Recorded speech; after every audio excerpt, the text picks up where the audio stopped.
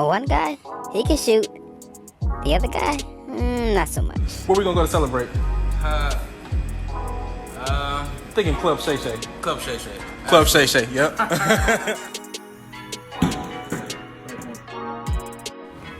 And although they're very different in many ways, most importantly, they're brothers for life. And they always gonna have something to say. That's exactly what's gonna happen. You gonna end up like Russell Westbrook, you gonna be just Here we go. Welcome back. This is I Got Something to Say, home of the unmitigated go. I'm your host, Quaylen Q. Smith, along with my partner, Alan H.J. Ward. Alan, what's happening? Chilling, man. How you feeling? Feeling hot, man. I feel like it's about to be a little bit of a fire, a little bit of a blaze we about to set here. We're about to make y'all mad. So here it is. Today we're talking about schooling. Not just any sort of schooling. We're going to talk about two things. We're going to talk about high schooling in the United States of America, and we're going to touch a little bit on college and how that pertains to athletics. But specifically what we're going to talk about today is it advantageous in today's society as set forth for individuals, our youth of America, to graduate high school, or is it more advantageous to pursue other routes in order to get to the places they are trying to go? I'll start first. Listen here. Growing up, we were always taught, hey, get a high school diploma, have a high GPA, that'll help you get into college, get where you need to go, get a good career, good path, so on and so forth. So I've been out of school almost 10 years. I graduated June 2nd, 2013. It's, late February 2023. So almost 10 years here. And I'm going to just be real with you. My high school diploma actually has very little to nothing to do with where I'm at today in life. Full disclosure, I graduated high school with a 1.3 GPA, barely passing. I have a very decent paying job, favorable schedule, the whole nine, at a very, very, very, very, very reputable company. Okay. A lot of people, can I speak candidly, Alan? Should I just be candid? Yeah, man, just speak that truth. Okay, let's be real, y'all. I'm gonna be real with you. Getting a high school diploma nowadays is actually, I'm not telling people do not go finish high school, but it doesn't actually get you anywhere. Alan, I have a quick question for you. Have you ever filled out a job application? They actually asked you what your GPA was in high school? Never, not once. Okay, that's me either. That's number one. Number two, when you go to fill out a diploma, fill out an application, it asks you either one or two things. Do you have a high school diploma or a GED? But it never has you specify which one or the other. A GED will get you the exact same place as a high school diploma. So graduating high school in itself doesn't necessarily guarantee you success in life. But we're going to put another spin on this. High school, I feel like personally anyway, that beyond ninth grade, you don't actually learn much of anything that actually prepares you for life. What do I mean by that? Again, I've been out of school almost 10 years. I'm 28 years old. I'll be 29 later this year. I, to this day, do not know how to file my taxes. I have to print off my W-2s and give them to my mother. Hi, Mom. Give them to my mother in order for her to file my taxes because I was never taught how to do it. Okay? Basic life skills like that, filing taxes, difference between financing and leasing, okay? We weren't necessarily taught how to do that. But I did go back, and I'll let you get in here in a second. I did go back and look at the Ohio curriculum because I remember throughout my schooling, every so often, learning the snot out of environmental science, the frozen tundra, the African safari. Every 3 years by the state of Ohio's curriculum, you relearn these things to a little bit of a deeper level, but you relearn these things. But no point throughout my schooling did you think, hey, what does it take to buy a house? Let me teach this young American what it takes to buy a house. How to file taxes, something that you have to do every year. Did not know what a 1099 was until I started doing some side work. You know what I mean? So it's like, what is the benefit of graduating high school these days when you're not going to even prepare me for life the way I need to be prepared for life? Alan, go ahead. I got more to say, but I just had to get that started right there. Talk to me. Yeah, I mean, schooling it's important. Education is important. Learning how to deal with people, get along with people, because you're surrounded by your peers, people who are the same age as you, and learning how to get along and interact with them is good and all, but and there's nothing wrong with school inherently, the idea of it, but the way society goes about it, especially at least here in America, it's just not advantageous for anybody, really. I mean, what do they teach? Math, science, English, history, things like that, which okay, they're important, right? You need to know how to read, you need to know how to write, you need to know how to do basic math. You should know some history. But the ironic thing about learning history is like history is good, but like I'm getting older, so my future is ahead of me. History is behind me. So I need to know what to do, how to go through life when I turn 18, right? Things like you said, how to do your taxes, how to cook, maybe like learning how to fix a car, change a tire. Like you don't learn these things in school, and you can learn that some schools do have like culinary classes, but like as far as I know, like they're electives, and an elective is like something a class you can choose to take, but like these should be mandatory. Like you need to know how to cook, you need to know how to do your taxes, you need to know how to change a tire. Like these are the things that prepare you on life. So when you turn 18 and you graduate, you walk across that stage, it's like, now what? Like I don't know how to do anything like that's actually going to help me in life.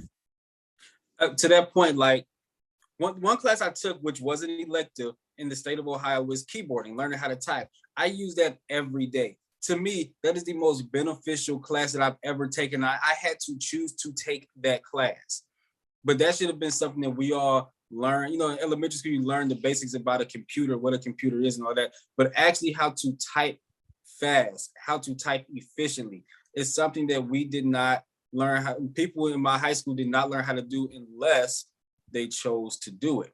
But you look at, we're all mandated to learn Algebra 1, geometry, Algebra 2, PEMDAS. Everybody's like, oh yeah, PEMDAS. Yeah, I think I remember the parentheses, exponent.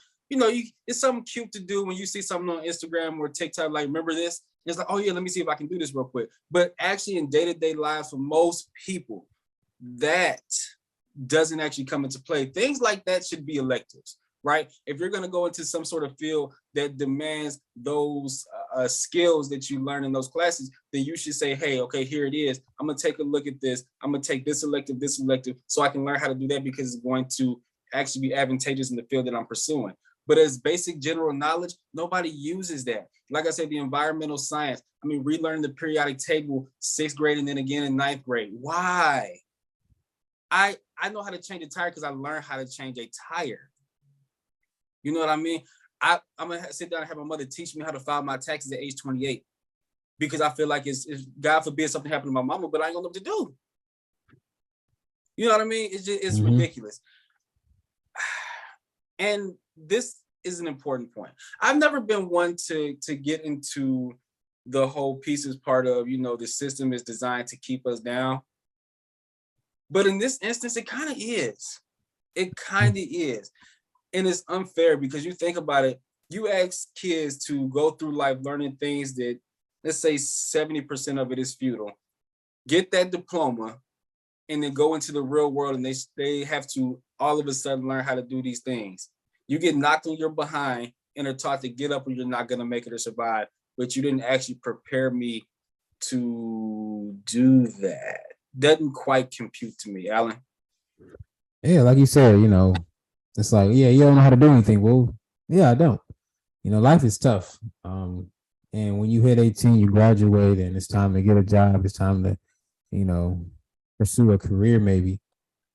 Hate that word, but that's another discussion for another day. I think we talked about that before, haven't we? I think we did. Yeah, we did. You don't look in the pen something, we'll pin it somewhere. School is like, it's almost as if it's 18 years wasted. I look at it like this. Like you look 13. At players like, Sorry, 13. Because you don't go to like 5, so yeah. True, but it's basically like 18 years of your life just wasted. Like you look at basketball players, football players, like baseball players, like 99% of them didn't just start playing when they turned 18, 19, like when they went to college. Like, no, they were playing from a very young age. They literally played pee-wee football, and from the moment they could walk, They had a basketball in their hand on like the little Tykes hoop. So like they started young, and that's why they're so good.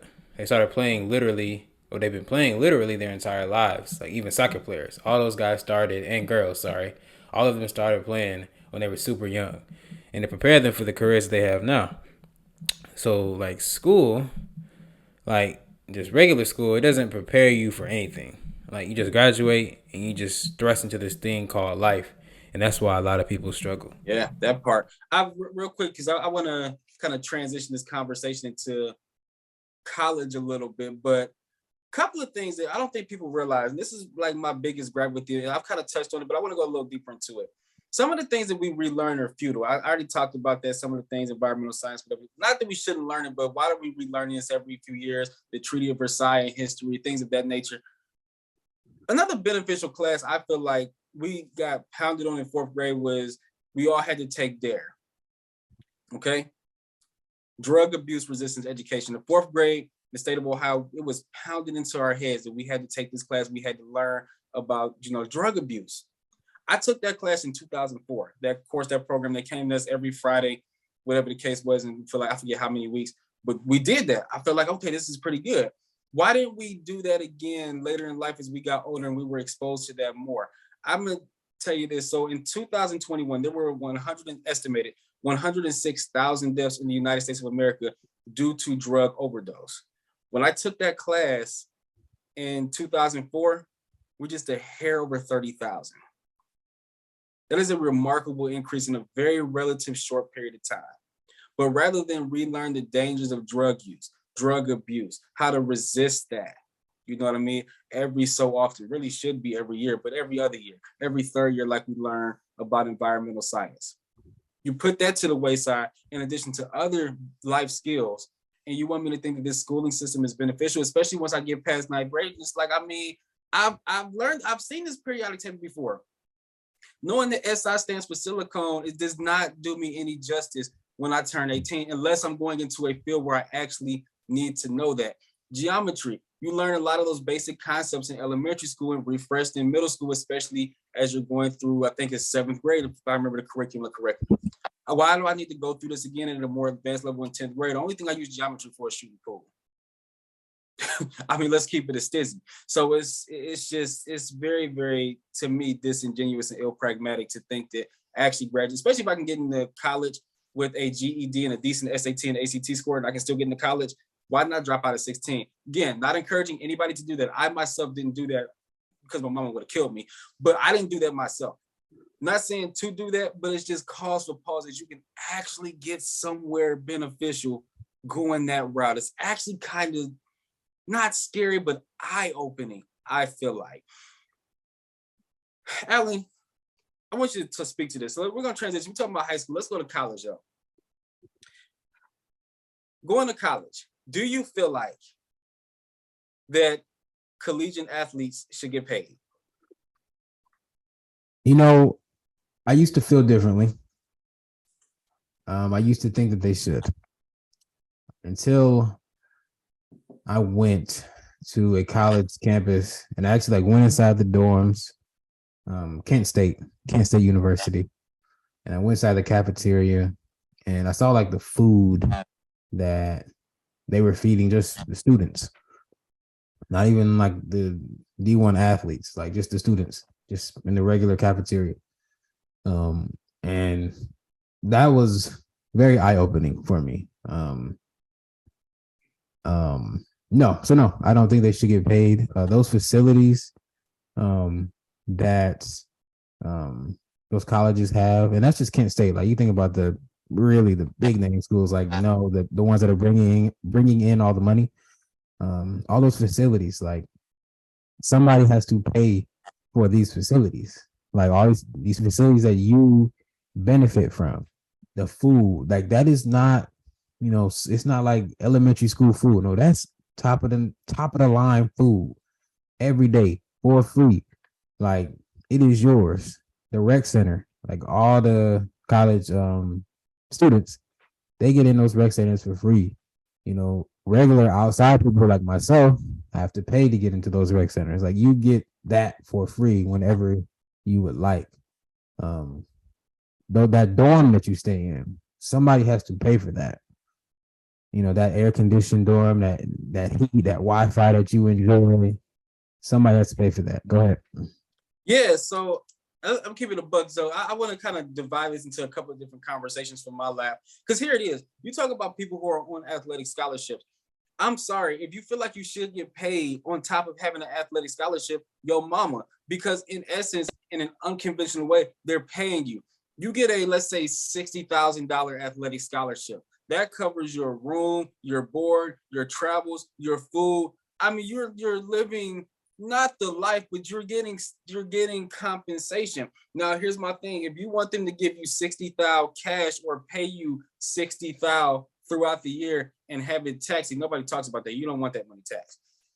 Have that taxed and come as a regular paycheck, and you have to pay for all this stuff out of your own pocket and live as an adult. Not saying that people in college don't live as adults. That's not what I'm trying to say, but live as if you were in the real world and not in college and you're not on an athletic scholarship. By all means, let's do that, but you shouldn't get both. That in itself is a form of payment, if as far as I'm concerned. And for those who are not on an athletic scholarship, but let's say you got a scholarship to school to study astrophysics, and you just so happen to be smart enough, or excuse me, not smart enough, athletic enough and good enough to make the basketball squad, more power to you. That's not what you're here for, though. This is a school. This is not your job. This is not your occupation. Sure, what you do brings the school money, it brings the school revenue, but you are compensated in some way, shape, or form. And even if you're not compensated, let's say you had to pay your way to college, okay? You get what you pay for. Now, I don't have to pay you now because you come into school. At the end of the day, this is school. That's an extracurricular activity, whether you came here to play football, basketball, baseball, or study astrophysics. See, this is what it is. It is a school. It is a campus. You get compensated, or you get, by way of your scholarship, or you pay for what you get, what you pay for. It's as simple as that. I think it's absolutely bogus that people feel like they should get a scholarship and get a paycheck on top of that. No, 100%. Because like you said, that 60,000 is okay. Let's give you the $60,000. Okay, now we got to tax it, so it's more like 45. Okay, now you got to pay rent, and 45 is being generous. Now you got to pay rent. Okay, because you in this place. Got to pay the light bill, electric bill, gas, water, whatever. Depending on where you live, you have to pay those different things. Food, like okay, you got to buy your own food. That's a lot of money. Yes, y'all seen the price. Y'all seen the price of eggs? Exactly. Oh, this nice rec center that you want to use. Okay. Yeah, you gotta pay for that. You gotta pay a regular monthly membership just like everybody else. Oh, you got a game against West Virginia next week. Okay, you gotta pay for your own flight. Like, okay, you have to pay for your own hotel. Them nice hotels them players stay in. You gotta pay for that. Oh, them jerseys that y'all be wearing. Oh, them shoes that they provide. Them socks. Oh, you gotta pay for that. Forget the rec center. Because the teams, they have their own facilities that they use. Okay, you have to pay a regular gym membership now. And this ain't just a regular gym membership now. We talking LA Fitness type membership because them facilities be top notch. Better than LA Fitness. I've been on a couple of college campuses. Them doors be nice. Oh, the massages. From the training staff that you get, you got to pay for that. That hydro tub, whatever they do, you got to pay for all these things now. Like, how did that go again? How did that sound go? What do you mean? Did the sound you just made? How did that go? What's the sound? hydro sound? I don't know. Do that again. I didn't even realize I made a sound. Yeah, you made a sound. Go ahead. But yeah, it's just okay. You have to pay for all these things now. Like, and that $45,000 being generous that you would get. Okay, you probably somewhere around $0 now. So yeah, that's life, man. It's life, and it's just like, come on, y'all. Like, I get everybody wants to come up, but it's just like, I mean, let's be realistic about our expectations here, because y'all are just acting like real bratty. And because here's the thing, because now you have NIL. Now I will say this about NIL. I feel like NIL should have always been a thing. Like, I never quite understood why. If somebody wants to pay me because I'm recognizable, I get that you can't use the colleges. Like, let's say you go to the University of Michigan, go blue, go to the University of Michigan, and you can't like wear the jersey stuff because it belongs to trademark. I get all that, but if you're hiring me, the person, you're telling me I'm in college and I can't make money off of my own whatever. Remember that guy who I think he had some sort of like, was it a podcast? He had some sort of business, something he was doing, and the college like made him like quit in order to stay enrolled. Do you remember that? I have to go back and look at that. What did he do? Like, did he quit or did he? Look, he was making money. I think he was like podcasting or something. I got to go back and look at the story. So what did he do? What do you mean? What was his decision? Like, did he stay with the school or did he? No, he didn't stay with the school, man. He was making too much money. What are you talking about destroying? Huh? What are you talking about destroying? Is that what it is? He played for University of UCF. I can't remember. That's some school in Florida. Yeah. It was UCF. Yep. Mm-hmm. He was making all that bread, and they told him like, "Look, like you got to do one or the other," which is stupid. And he chose YouTube, and he made the right decision. He got like over 5 million subscribers now on YouTube. Yeah. He making bread. Yeah, so I mean, I get that piece as part. Like I never understood, and I keep bringing up the University of Michigan. I think it's absolutely bogus that those banners are down from the Fab Five because of all that stuff that happened in the background. And Chris Webber made a couple of dollars from Ed Barton, God rest his soul. Like that in itself is stupid. But devoid of that, you want to be able to do that and get paid and get a full ride? Come on, y'all. Where's the work ethic? Where's the earn your keep mentality? Like, what's up, man? What are we doing? What are we talking about? What are we talking about, man? Yep. I want to talk one last thing here. When we talk about the education system, this high school and college, even lower levels, elementary school, this, that, and the other. Alan, I'm gonna pose this question to you. Do you feel like the teaching of history as it pertains to slavery, racism, bigotry, being, a regular part of the curriculum in addition to Black History Month, keeps racism alive and thriving in this country? 100%. And I know some people listening, whoa, how? Well, here's how. If, let's say I'm married, right? No, let's not use me as an example. Let's say somebody else is married, right? You have a husband and a wife. And the husband, he cheats on the wife, right? I don't know, within their first 3 years of marriage. And, now they're 15, 20 years in, right? And she forgave him all that time ago. She forgave him. But she keeps bringing it up. The fact that he cheated on her. Like, did he cheat on her? Yes. Is it wrong? Absolutely. 100%. Is it always going to stink? Absolutely. 100%. There is no doubt about that. But if she keeps bringing it up, how can their marriage move on from that point of infidelity? Well, the answer is it can't, because you keep bringing it up. It's going to make the marriage stale. It's going to cause a stalemate within the marriage. You have to be able to move on and grow from that if you forgive that person. So the same thing with teaching Black history, quote unquote. It's, you keep bringing up the fact that white ancestors enslaved Black people. Well, you're never going to be able to have a cohesiveness when it comes a unity when it comes to Black people and white people. And one more point, the difference between that husband and that wife, that husband cheating on that wife, is no white person alive today was actually involved with the enslavement of Black people. So like you're indicting people who had nothing to do with anything that even happened. So like, what are we talking about? And to that point, like, people could say, well, that stigma still exists, and people that mindset, mentality, that viewpoint is embedded in people from those times. And I agree, but that's because we keep talking about it as if it happened yesterday. That's the problem.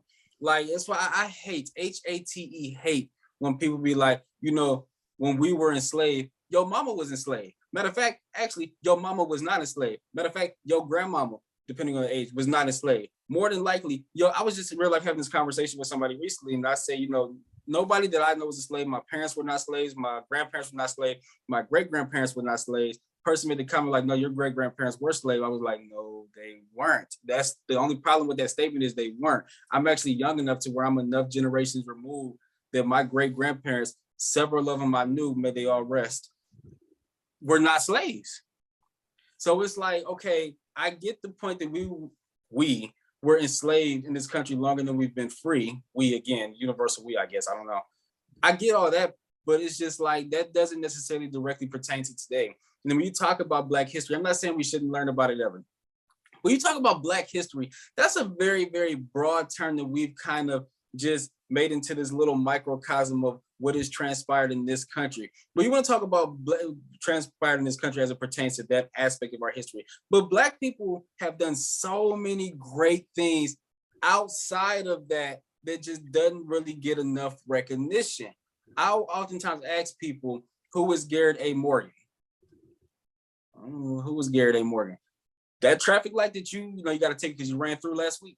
A Black man invented that. You serious? Yeah, we don't talk enough about that. You know what I mean? We don't talk about all the achievements that Black people make, even like modern day, because all that stuff was, yesteryear. Unfortunately, I hate to say it like that, but that was yesteryear, right? And then you talk about Black people outside of this country, right? The world, the dichotomy that we have between Black and white is here in this country, but Black people are abroad, outside of just here in the United States.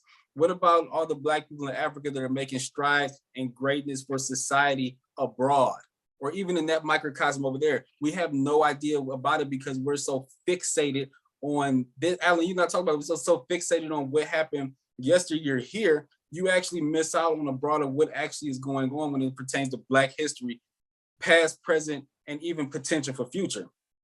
You know what I mean? Because the focus is really that victimhood mentality and that dichotomy. Again, I'm not saying that racism is dead. NOT, not saying that. But it's, in my opinion, on life support. Because when we have to take any and everything and try to make it racism, kind of like how NFL players now are saying that the NFL, being in the NFL, is modern day slavery. It's tantamount to slavery because you have these white owners, which now I guess are governors, these white governors that will send you to workouts and have you in the field doing drills and stuff. And it's just like being a slave in the I feel like that's disrespectful to the people who actually were, enslaved. That's not what's going on. You're getting paid to do that. They're paying you to show up to the workout. Are you kidding me? Handsomely. And you want to talk about what? Yo, mama. Alan, go. I can't do this. I need to just.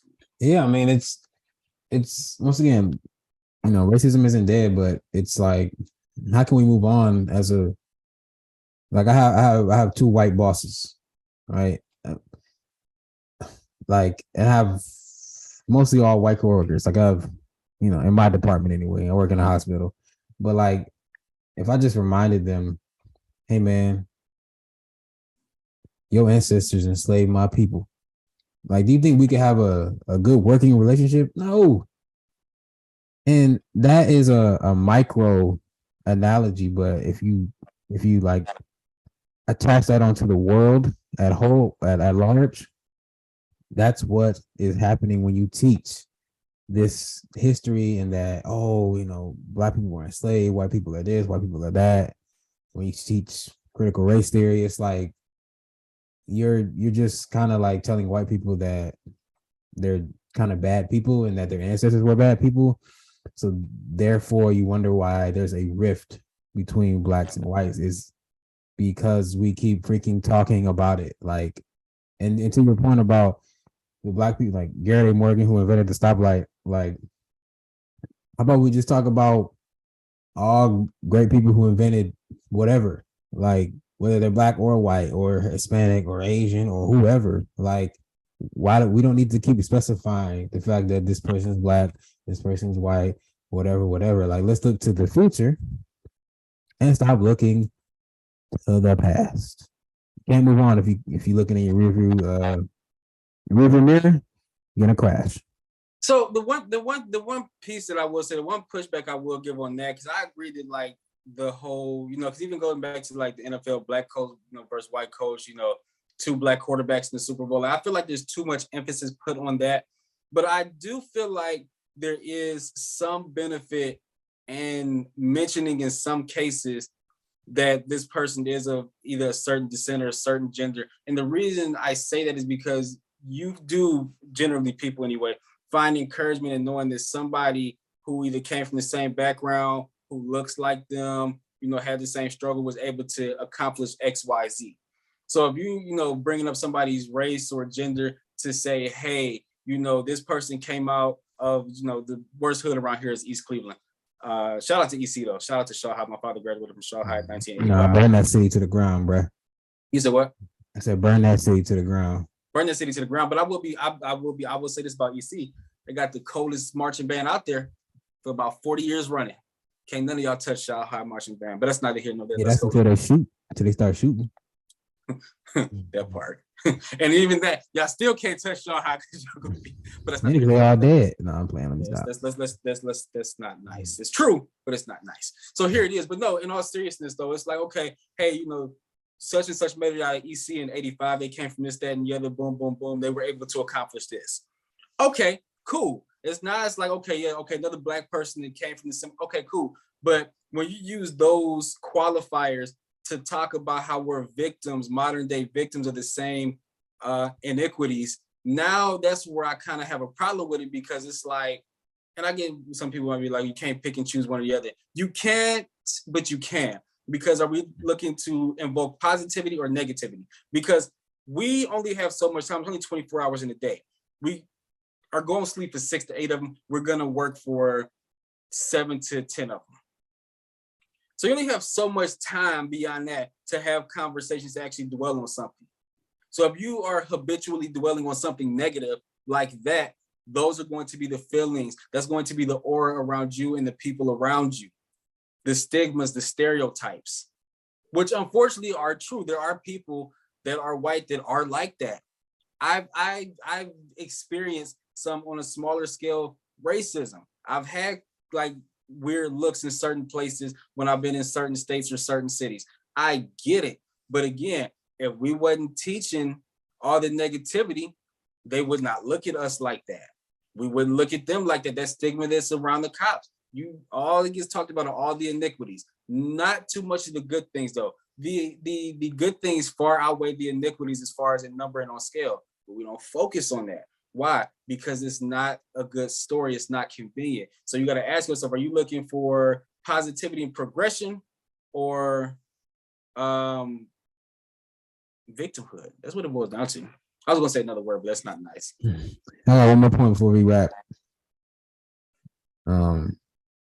Maybe many of you listening, right? You have a parent who you've learned about things they've done in their past. And you might look at them different. Now imagine if you didn't know about those things. Like, imagine if you didn't know that your dad or your mom in their first marriage were, out here in the streets being committing infidelity. Imagine if you didn't know that. You would look at the person that they are now, right? They've grown from that. You would say, that's my dad, that's my mom, like that's my role model. But when you learn those different things that they've done in their past from like maybe other people that still don't like them, like, oh, your daddy did this, your mama did that. You look at them a little differently, even though you still love them, right? But you look at them differently. It's the same thing with white people. Ooh, that's a 5 point. But once again, the same point that I made earlier still stands. Your dad or your mom, they did that in their past. The white people alive today, they had nothing to do with slavery. Nothing to do with it at all. You're blaming. Who are you blaming? Come on. And then, so on top of that, anybody who knows me know my favorite basketball player is Ray Allen. Ray Allen was on Knuckleheads podcast, and he was talking about, he was admonishing Quentin Richardson and Darius Miles to write a book about their life for 2 reasons. Number one, because other people will tell our story and then kind of contort certain things. I'm paraphrasing his words, but contort certain aspects of your life and certain things that happen that are actually not true. So you want to be able to tell your story the way that it actually happened, number one. But number two, he was saying that when Black people write books about their life in a positive fashion, they give Black actors and actresses roles in movies that get made out of those books, in order to show something positive to the community, that we can be something more than a prostitute or a victim, or, you know, whatever the case. He said some other things as well. A pimp, he said some other things as well. And it shows positivity in a Black setting. I generally don't get too caught up in the whole Black actor and Black actress things as opposed to whatever the case is. But I did appreciate that coming from Ray, from the simple fact that it's true. You're going to fill your mind with something positive or negative. Information is going to be put out there, positive and negative. You have the option to choose what you intake. The more positive information is out there, the more positive information you have to choose from the intake. So it's like you have to ask yourself on a smaller level, are you putting information and energy out there that is positive, that is enlightening to make progress?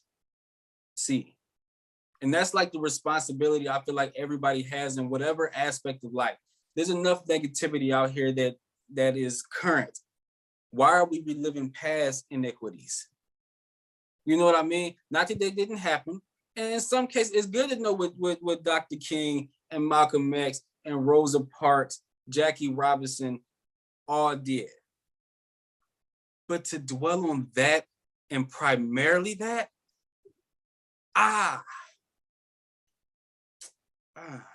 not so sure that's beneficial.